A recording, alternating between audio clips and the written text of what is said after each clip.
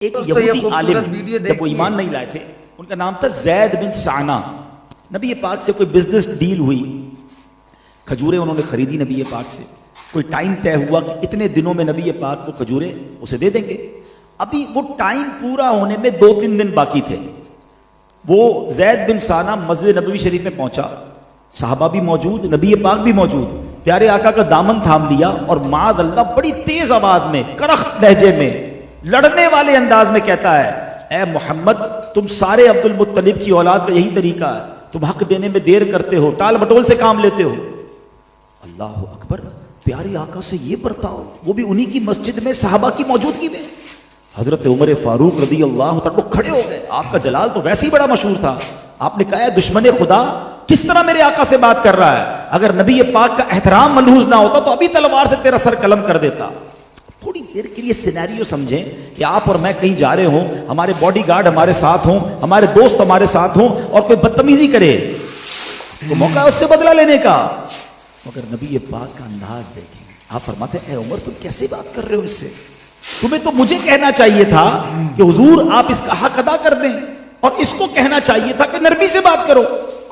پیارے آقا حضرت عمر کو اس طرح فرما رہے ہیں. پھر فرمایا، اے عمر جاؤ اس کا حق دے دو، اس کی جو کھجوریں نکلتی ہیں نا یہ پوری دے دو، بلکہ ایسا کرو تھوڑی زیادہ دے دو. حضرت عمر کہتے حضور حق دینا تو سمجھ آتا ہے کہ زیادہ کیوں دینی ہے. فرمایا، جا کر اس کو یہ کہنا کہ میں نے تمہیں تیز نظروں سے دیکھا تھا، تمہارے سامنے آواز بلند ہو گئی تھی، تمہارا دل دہل گیا ہوگا، یہ دل جوئی کے لیے میرے آقا نے مزید کچھ کھجوریں بھجوائی ہیں. اچھا، یہاں ایک اور بات بڑی پیاری سمجھنے والی ہے.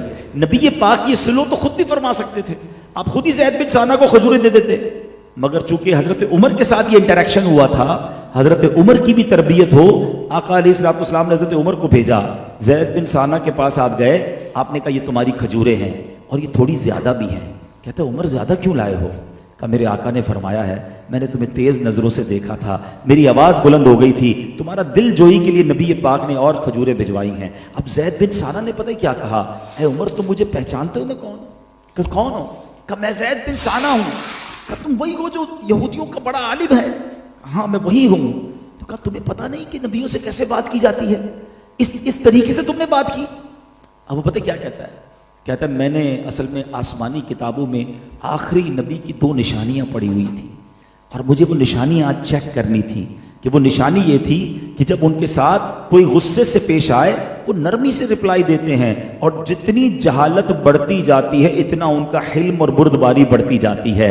اے عمر میں نے پہچان لیا ہے، یہی اللہ کے نبی ہیں، یہی آخری نبی ہیں، میں مسلمان ہوتا ہوں. اور سنو عمر، میرے پاس بڑا مال ہے، میں اپنی آدھی دولت اسلام